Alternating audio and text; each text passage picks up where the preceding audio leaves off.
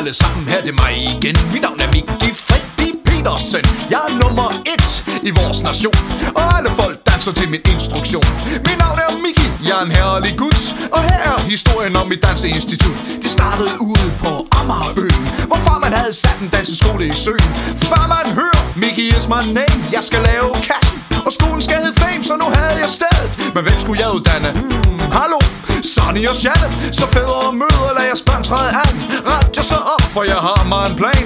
Hvordan vil du gøre, når de skal lære de trin? Smerte, ydmygelse, straf og disciplin.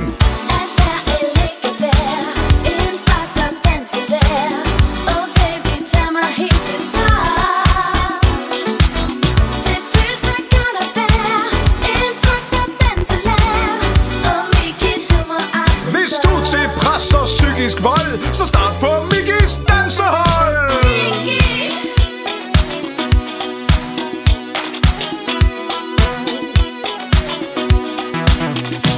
Så gik det fremad som en virvelvind.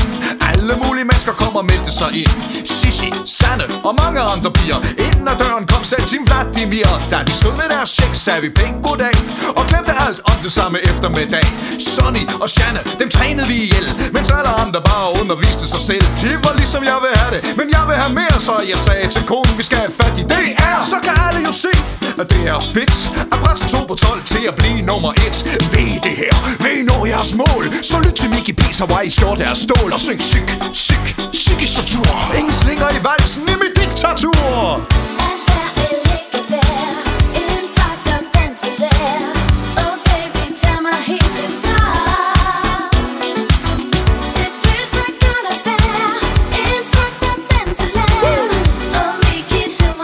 Hvis du er ude af takt og trinet er tricky, kom ned og få en på munden af Mickey.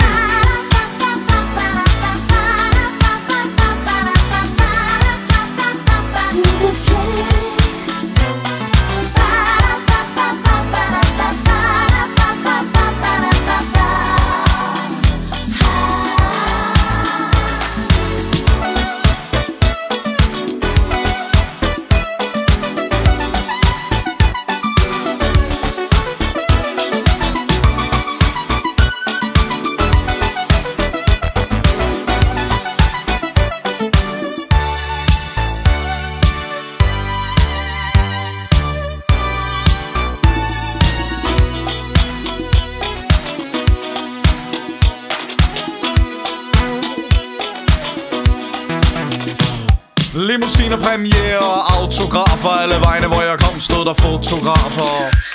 Jeg var et big shot, der ikke gav en tødel, indtil pressen kaldte mig en dansebød. Mødre, fædre, børnepsykologer. Hvornår det blev forkert at tæve et barn, der er toer. Eleverne klagede, de var fulde af brok, men fucked up danselærer giver ikke fuck. Jeg ringede til B3, har I fået vores CD? Brother Sister, ja, den bruger vi på vores BD. Er jeg den eneste, der kan se det? Den sag er jo banal. Alle